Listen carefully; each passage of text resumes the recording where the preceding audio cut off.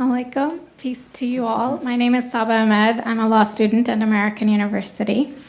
I am here to ask you a simple question. I know that we portray Islam and all Muslims as bad, but there's 1.8 billion Muslim followers of Islam. We have 8 million plus Muslim Americans in this country, and I don't see them represented here. But my question is, how can we fight an ideological war with weapons? How can we ever end this war? The jihadist ideology that you talk about, it's an ideology.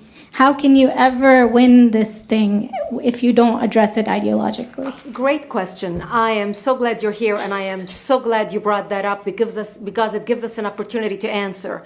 What I find so amazing is since the beginning of this panel, which we are here about Benghazi attack against our people, not one person mentioned Muslims. We are here against Islam, or we're launching war against Muslims. We are here to discuss how 4 Americans died and what our government is doing. We were not here to bash Muslims. You were the one who brought up the issue about most Muslims, not us. And since you brought it up, allow me to elaborate with my answer. There are 1.2 billion Muslims in the world today. Of course, not all of them are radicals. The majority of them are peaceful people.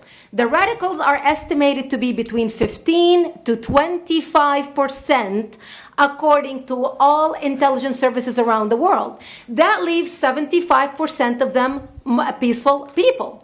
But when you look at 15 to 25% of the world Muslim population, you're looking at 180 million to 300 million people dedicated to the destruction of Western civilization.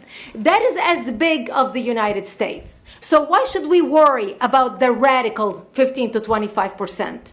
Because it is the radicals that kill. Because it is the radicals that behead and massacre. When you look throughout history, when you look at all the lessons of history, most Germans were peaceful. Yet the Nazis drove the agenda. And as a result, 60 million people died. Almost 14 million in concentration camps. 6 million were Jews. The peaceful majority were irrelevant. When you look at Russia, most Russians were peaceful as well. Yet the Russians were able to kill 20 million people. The peaceful majority were irrelevant. When you look at China, for example, most Chinese were peaceful as well. Yet the Chinese were able to kill 70 million people. The peaceful majority were irrelevant. When you look at Japan prior to World War II, most Japanese were peaceful as well. Yet Japan was able to butcher its way across Southeast Asia, killing 12 million people, mostly killed with bayonets and shovels. The peaceful majority were irrelevant. On September 11th in the United States, we had 2.3 million Arab Muslims living in the United States.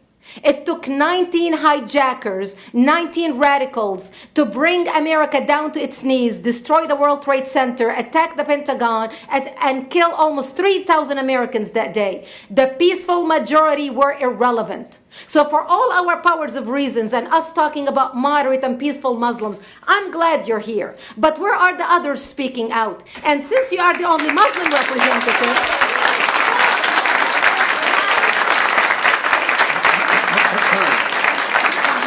save the applause till the end.